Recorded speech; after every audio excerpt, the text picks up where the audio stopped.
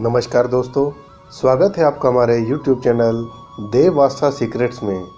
देव आस्था secrets में हम आपको भारत के विभिन्न धार्मिक स्थानों, उनसे जुड़े इतिहास और विशेषताओं के बारे में बताते हैं। इसके साथ ही आध्यात्म से जुड़ी कई वस्तु और उनसे जुड़े पहलुओं पर भी नज़र डालते हैं।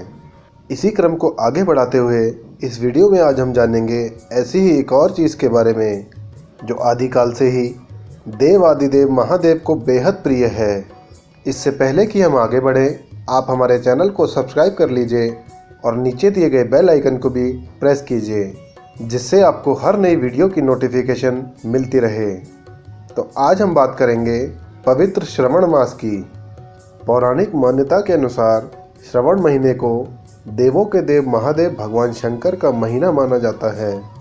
इस संबंध में पौराणिक कथा है कि जब सनत कुमारों ने महादेव से उन्हें श्रवण महीना प्रिय होने का कारण पूछा, तो महादेव भगवान शिव ने बताया कि जब देवी सती ने अपने पिता दक्ष के घर में योग शक्ति से शरीर त्याग दिया था, उससे पहले देवी सती ने महादेव को हर जन्म में पति के रूप में पाने का प्रण किया था। अपने दूसरे जन्म में देवी सती ने पार्वती के नाम से हिमाचल और रानी मैना के घर में पुत्री के रूप में जन्म लिया। पार्वती ने युवा अवस्था में श्रवण महीने में निराहार रहकर कठोर व्रत किया और उन्हें प्रसन्न कर विवाह किया, जिसके बाद ही महादेव के लिए यह विशेष हो गया। सावन के महीने में भगवान शंकर के विशेष रूप से पूजा की जाती है। इस दौरान पूजन की शुरुआत महादेव के अभिषेक के साथ ही की जाती है। अभिषेक में महादेव को जल, दूध, दही, घी, शक्कर, शहद, गंगा जल, गन्ना रस आदि से स्नान कराया जाता है। अभिषेक के बाद बेलपत्र, समीपत्र, दूब, कुशा, कमल, नीलकमल, औक मदार, जवा फूल कनेर, राई फूल आदि से शिवजी को प्रसन्न किया जाता है। इसके साथ ही भोग के रूप में धतूरा, भांग और श्रीफल महादेव को चढ़ाया जाता है। महादेव का अभिषेक करने के पीछे एक पौराणिक कथा का उल्लेख है कि समुद्र मंथन के समय हलाहल विष निकलने के बाद जब महादेव ने इस विष का पान किया तो उनका शरीर तपने लगा और कंठ नीला पड़ गया।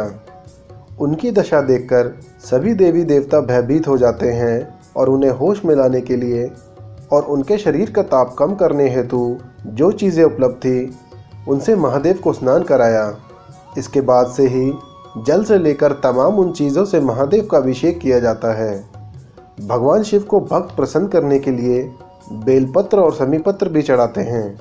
इस संबंध में एक पौराणिक कथा के अनुसार जब 89,000 ऋषियों ने महादेव को प्रसन्न करने की विधि परमपिता ब्रह्मा से पूछी, तो ब्रह्मदेव ने बताया कि महादेव 100 कमल चढ़ाने से जितने प्रसन्न होते हैं उतना ही एक नील कमल चढ़ाने पर होते हैं।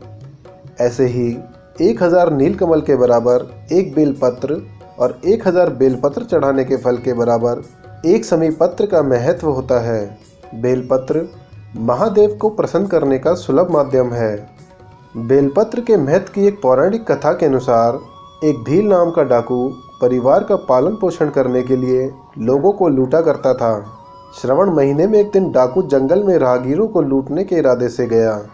पूरा दिन रात बीतने के बाद भी कोई शिकार नहीं मिलने से डाकू काफ़ी परेशान हो गया।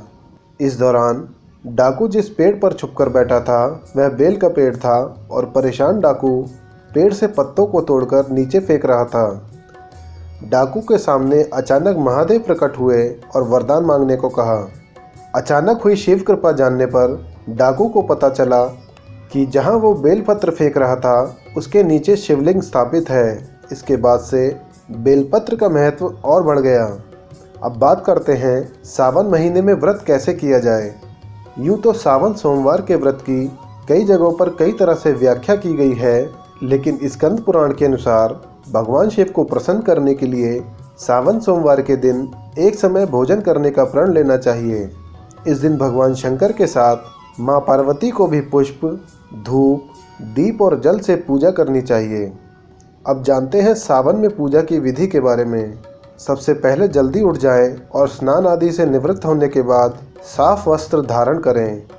घर के मंदिर में दीप प्रज्वलित करें। सभी देवी देवताओं का गंगा जल से अभिषेक करें। शिवलिंग पर गंगा जल और दूध चढ़ाएं, भगवान शिव को पुष्प अर्पित करें, भगवान शिव को बेलपत्र अर्पित करें, भगवान शिव की आरती करें और उन्हें भोग भी लगाएं। तो ये थी भगवान शंकर के प्रिय श्रावण मास से जुड़ी कथा और पूजा विधि की जानकारी। अगर आपको ये वीडियो पसंद आए तो वीडियो को लाइक और शेयर करना ना भूलें। ऐसे ही और वीडियोस के लिए देखते रहिए देव आस्था सीक्रेट्स। नमस्कार।